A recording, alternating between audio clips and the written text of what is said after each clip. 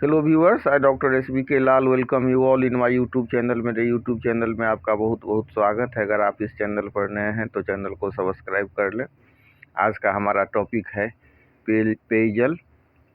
और पेयजल का जो अधिकार है वो बुनियादी मानव अधिकार के रूप में है।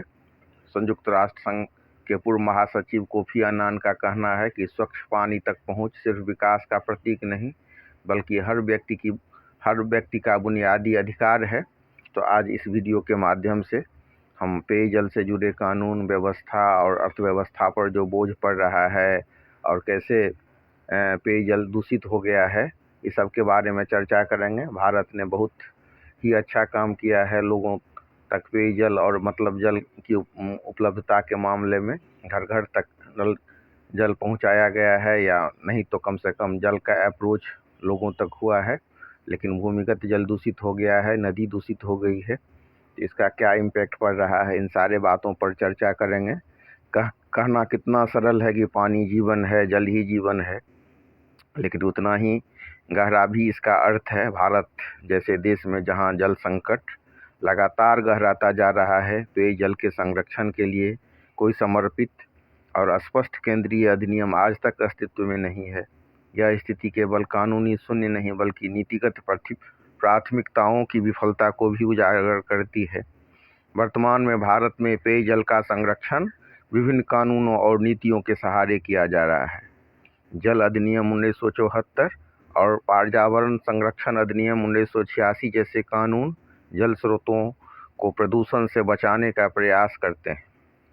वहीं संविधान के अनुच्छेद 21 की न्यायिक व्याख्या ने स्वच्छ पेयजल को जीवन के अधिकार का हिस्सा माना है। परंतु समस्या यह है कि ये सभी व्यवस्थाएं अप्रत्यक्ष, बिखरी हुई और नागरिकों के लिए जटिल है। एक समर्पित पेयजल परिरक्षण अधिनियम का अभाव इसलिए भी गंभीर है क्योंकि आज जल संकट केवल पर्यावरणीय नहीं बल्कि सामाजिक और आर्थिक संकट बन चुका है। दूषित पेयजल से बीमारियां फैलती हैं, स्वास्थ्य खर्च बढ़ता है और श्रम उत्पादकता घटती है। ग्रामीण क्षेत्रों में महिलाएं और बच्चे पानी लाने में समय और ऊर्जा खर्च करते हैं, जो शिक्षा और रोजगार के अवसरों को सीमित करता है। ऐसे में पेयजल का संरक्षण केवल प्रशासनिक जिम्मेदारी नहीं बल्कि सामाजिक न्याय का भी प्रश्न है। विडंबना यह है कि भारत ने जल जीवन मिशन जैसी महत्वाकांक्षी योजनाएं तो शुरू की हैं, लेकिन उन्हें एक मजबूत कानूनी आधार देने से परहेज किया गया है। योजनाएं सरकार बदलने के साथ कमजोर पड़ सकती हैं, लेकिन अधिनियम स्थायित्व और जवाबदेही सुनिश्चित करता है। जब तक नागरिकों के पास यह स्पष्ट अधिकार नहीं होगा कि वे खराब या अपर्याप्त पेयजल के खिलाफ कानूनी कार्रवाई कर सकें, तब तक सुधार अधूरा रहेगा। अन्य देशों का अनुभव बताता है कि अब जल को अधिकार आधारित कानून के तहत संरक्षित किया गया तो परिणाम बेहतर हुए। वहां जल की गुणवत्ता, वितरण और संरक्षण तीनों पर स्पष्ट जिम्मेदारी तय की गई। भारत में भी यदि एक समग्र पेयजल परिरक्षण अधिनियम बनाया जाए तो उसमें जल स्रोतों की रक्षा, गुणवत्ता मानक, समान वितरण और दंडात्मक प्रावधानों को स्पष्ट रूप से शामिल किया जा सकता है। अंततः प्रश्न यह नहीं है कि कानून संभव है या नहीं, बल्कि यह है कि क्या हम जल के सचमुच जीवन का अधिकार जल को हम जीवन का सचमुच अधिकार मानने को तैयार हैं? जल को हम जीवन का अधिकार मानने को तैयार हैं? यदि हाँ, तो पेयजल परिरक्षण अधिनियम केवल एक विकल्प नहीं बल्कि समय की अनिवार्य मांग है। क्योंकि जब पानी सुरक्षित नहीं रहेगा तो विकास, स्वास्थ्य और लोकतंत्र तीनों ही प्यासे रह जाएंगे। भारत में इसमें कोई शक नहीं कि भारत में नल जल की पहुंच बहुत बढ़ी है। शहर में पाइपलाइनें बढ़ी हैं, ग्रामीण इलाकों में नल बढ़े हैं और आंकड़े बताते हैं कि पानी पहले से ज़्यादा लोगों तक पहुंची है।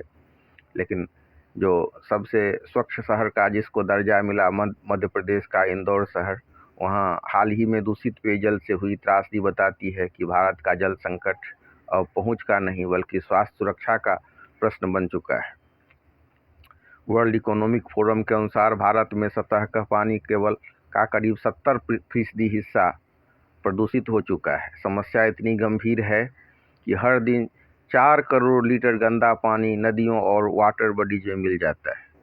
WHO का कहना है कि भारत में संक्रामक बीमारी का 5वां सबसे बड़ी वजह गंदा पानी है। अकेले डायरिया से ही हमारे देश में कम से कम 5 लाख छोटे बच्चों की मृत्यु हो जाती है।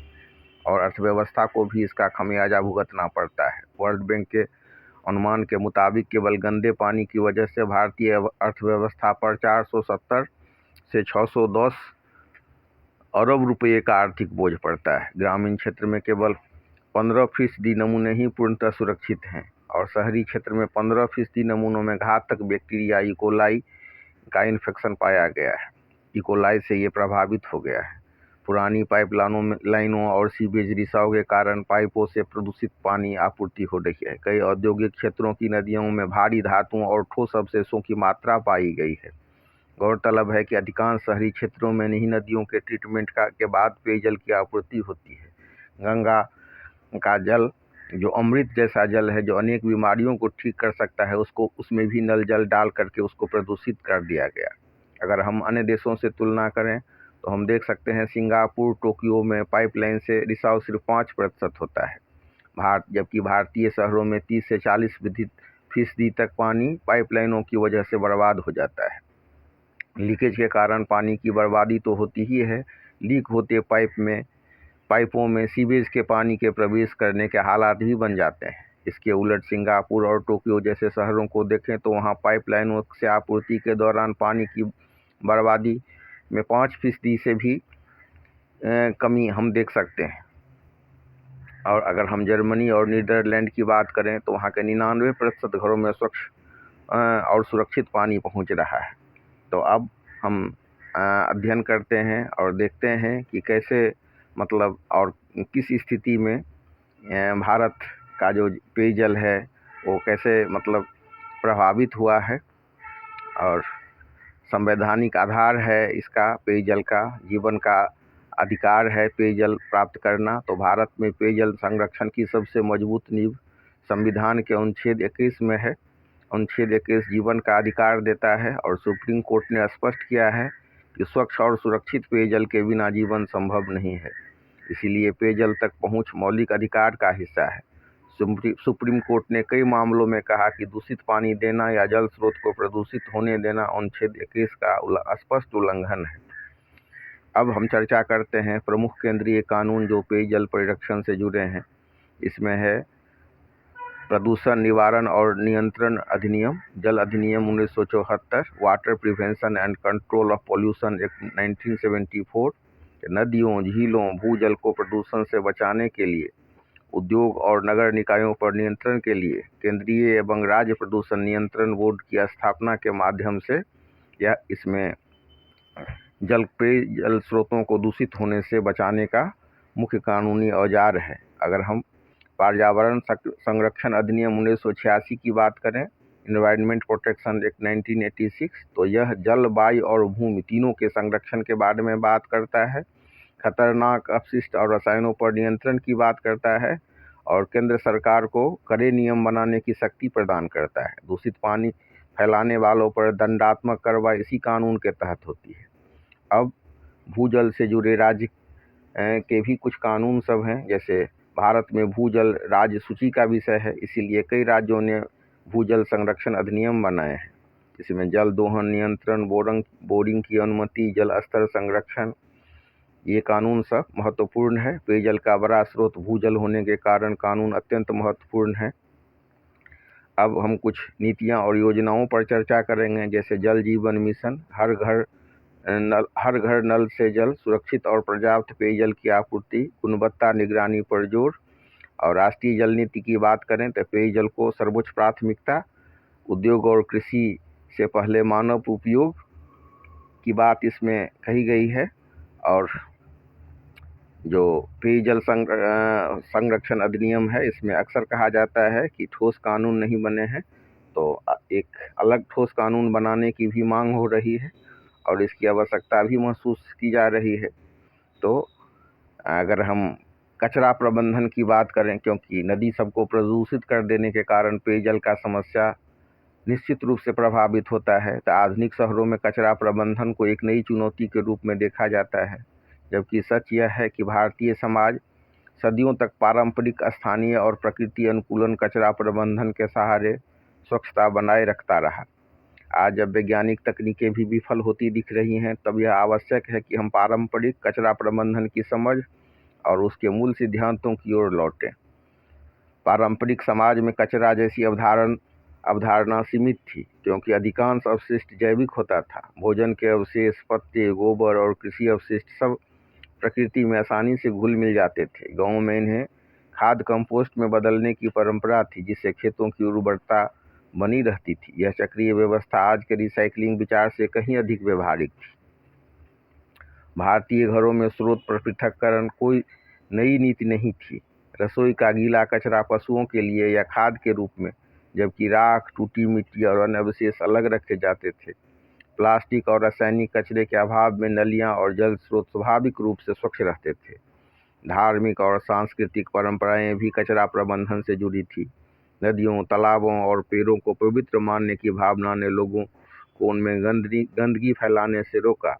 घाटों की नियमित सफाई, श्मशान की राख का सीमित और नियंत्रित उपयोग तथा जल स्रोतों के आसपास प्रतिबंध, ये सभी सामाजिक नियंत्रण के रूप में कार्य करते थे। पारंपरिक कचरा प्रबंधन में स्थानीय समुदाय की भूमिका केंद्रीय थी। सफाई केवल सरकारी जिम्मेदारी नहीं, बल्कि सामूहिक कर्तव्य थी। गाँवों में सफाई कर्मी, पंचायत और समाज मिलकर इस व्यवस्था को चलाते थे। कचरा दूर फेंकने के बजाय स्थानीय स्तर पर ही उसका निपटान किया जाता था, जिससे पर्यावरणीय बोझ नहीं बढ़ता था। हालांकि पारंपरिक व्यवस्थाओं की अपनी सीमाएं भी थी। जनसंख्या वृद्धि, शहरीकरण और गैर जैविक कचरे की बढ़ती मात्रा के साथ यह मॉडल कमजोर पड़ा। लेकिन इसका अर्थ यह नहीं है कि इसके सिद्धांत अप्रासंगिक हो गए, बल्कि आज की आवश्यकता है कि पारंपरिक ज्ञान और आधुनिक तकनीक का समन्वय किया जाए। तो अंततः हम कह सकते हैं कि पारंपरिक कचरा प्रबंधन हमें यह सिखाता है कि स्वच्छता केवल मशीनों और नीतियों से नहीं आती, बल्कि जीवन शैली और सामुदायिक चेतना से आती है। यदि हम इस विरासत को समझकर आधुनिक व्यवस्था में शामिल करें, तो कचरा समस्या नहीं, संसाधन बन सकता है। और यही सतत विकास की असली दिशा है। अब हम देख सकते हैं कि सही कचरा और नदी जल प्रबंधन का अर्थ है कि नीति, तकनीक और जन भागीदारी का संतुलन। स्वच्छ नदियां केवल पर्यावरण की जीत नहीं, बल्कि स्वस्थ समाज और मजबूत अर्थव्यवस्था की बुनियाद है। अब समय आ गया है कि हम नदियों को कचरा डंप नहीं, बल्कि जीवन की धारा के रूप में देखें और उसी भावना से उसका संरक्षण करें। आज नदियों के दूषित होने से भी जल प्रबंधन का भी प्रभावित हुआ है। नदियां किसी भी सभ्यता की जीवन रेखा होती हैं, लेकिन आज वही नदियां मानव लापरवाही और व्यवस्थित कचरा प्रबंधन की शिकार बन चुकी हैं। सही कचरा और नदी जल प्रबंधन अब केवल पर्यावरणीय मुद्दा नहीं, बल्कि स्वास्थ्य, अर्थव्यवस्था और सामाजिक जिम्मेदारी का प्रश्न बन गया है। यदि नदियों को बचाना है, तो कचरे से लेकर सीवेज तक पूरे तंत्र को वैज्ञानिक और जिम्मेदार ढंग से संचालित करना होगा। समस्या की जड़ कचरे के स्रोत पर पृथक्करण की अनदेखी में छिपा है। घरों, बाजारों और उद्योगों से निकलने वाला कचरा जब बिना छटाई के नालों और नदियों में पहुंचता है, तो जल प्रदूषण स्वाभाविक हो जाता है।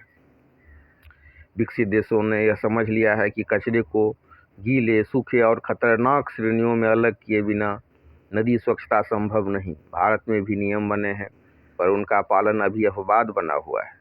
नदी जल प्रबंधन का दूसरा स्तंभ सीवेज और औद्योगिक अपशिष्ट का उच्चार है। औद्योगिक कचरे को जब तक ठीक ढंग से उसको डिस्पोज नहीं किया जाएगा, तब तक प्रॉब्लम का सॉल्यूशन कैसे मिलेगा। शहरों का अधिकांश गंदा पानी बिना उपचार नदियों में छोड़ दिया जाता है, जिससे नदियां धीरे धीरे नाले में बदल जाती हैं। सही प्रबंधन का अर्थ है पर्याप्त क्षमता वाले सीवेज ट्रीटमेंट प्लांट, उनका निरंतर संचालन और सख्त निगरानी। केवल प्लांट बनाना नहीं, बल्कि उन्हें प्रभावी ढंग से चलाना असली चुनौती है। औद्योगिक कचरे के मामले में प्रदूषक भुगतान सिद्धांत, पोल्यूटर पेज प्रिंसिपल को सख्ती से लागू करना अनिवार्य है। जो उद्योग नदी को नुकसान पहुंचाते हैं, उन्हें न केवल जुर्माना देना चाहिए, बल्कि सुधार की पूरी लागत भी उठानी चाहिए। बिना कठोर दंड के नदी संरक्षण केवल नारा बनकर रह जाएगा। सही नदी प्रबंधन में प्राकृतिक प्रवाह और पारिस्थितिकी की रक्षा भी शामिल है। अंधाधुंध रेत खनन, तटों पर अतिक्रमण और अवैज्ञानिक बांध निर्माण नदियों की आत्मा को कमजोर कर देता है। यूरोप और जापान जैसे देशों ने नदियों को इकोसिस्टम मानकर उनका प्रबंधन किया, जिससे बाढ़ नियंत्रण और जल गुणवत्ता दोनों में सुधार हुआ। नागरिकों की भूमिका भी उतनी ही महत्वपूर्ण है। प्लास्टिक, धार्मिक सामग्री और कचरा, घरेलू कचरा नदियों में डालना केवल पर्यावरणीय अपराध नहीं, बल्कि भविष्य की पीढ़ियों के अधिकारों का हनन है। जब तक समाज यह नहीं समझेगा कि नदी उसकी साझा संपत्ति है, तब तक कोई भी सरकारी योजना पूर्ण नहीं हो सकती। तो इस तरह से हम अगर पूरा ढंग से कचरा और जल प्रबंधन का करें तो जो नदियाँ केवल पर्यावरण की जीत नहीं होगी, स्वच्छ नदियाँ केवल पर्यावरण की जीत नहीं बल्कि स्वस्थ समाज और मजबूत अर्थव्यवस्था की बुनियाद भी साबित होंगी। और इस तरह से अगर किया जाए तो जीवन का जो धारा है वो पवित्र होगा और लोग बीमारी से भी मुक्त मिलेंगे, अर्थव्यवस्था पर बोझ भी कम पड़ेगा। तो वीडियो देखने के लिए बहुत बहुत धन्यवाद।